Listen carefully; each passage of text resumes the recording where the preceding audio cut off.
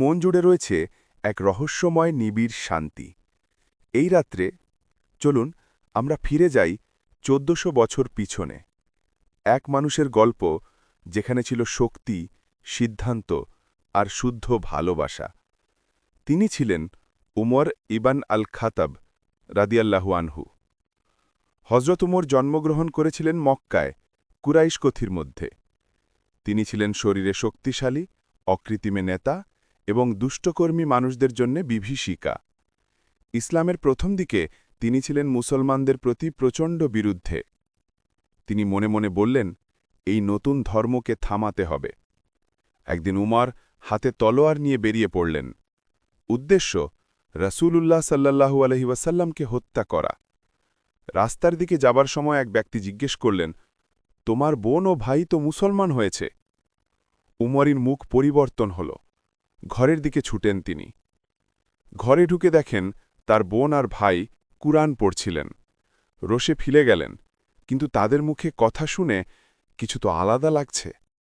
তারপর তিনি শুনলেন, তাহা মা আনজালনা আলাইকাল কোরআন লিতাশকা।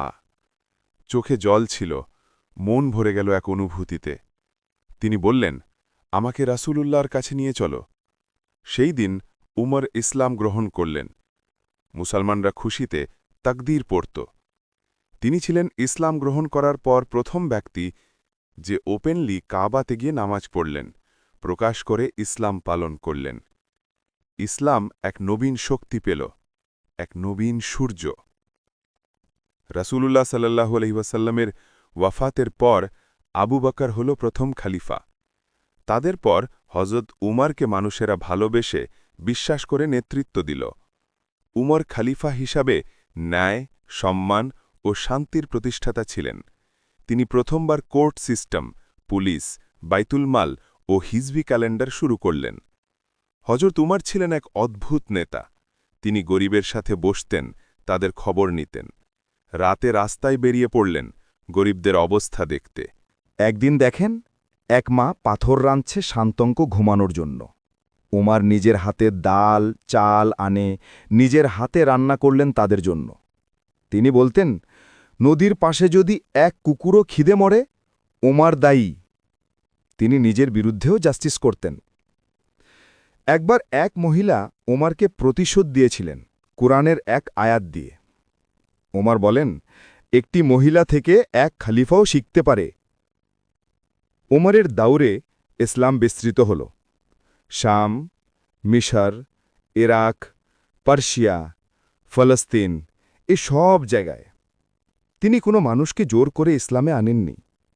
শুধু প্রচার, ভালো আচরণ ও বিচারের মাধ্যমে ইসলাম বিস্তৃত হয়েছিল।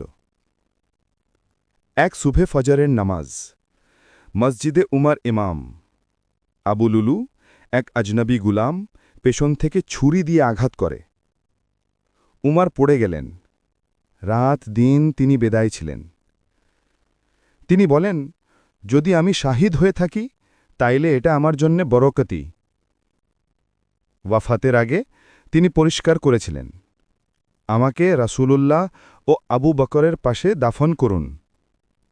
তিনি যেখানে দাফন হয়েছেন সে জায়গা হল ইসলামের ৩ মহান নেতার এক শান্ত বিশ্রাম কেন্দ্র। মসজিদে নব্বীর ভেতরের ওই ৩ই কবর। হযরত উমর ছিলেন এক উদাহরণ। শক্তি থাকলেও ভালো থাকতে হয়, যুদ্ধ করেও শান্তি থাকতে হয়, সত্তা থাকলেও প্রত্যেকের উপর দায়িত্ব থাকতে হয়। তিনি চেয়ে গেলেন, আমরাও একদিন রাসূলুল্লাহর কাছে যেন থাকতে পারি। তিনি ছিলেন এক তরুণ, এক সূর্য, এক শান্ত ব্যক্তি, যিনি অনেক কিছু শিখিয়ে গেছেন। এখন রাত বড় হয়েছে। চাঁদ এখন একলা নতুন করে ঝিলমিল করে।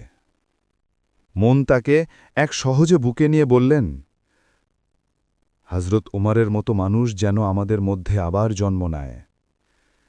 চোখ বন্ধ করুন, ধীরে শ্বাস নিন।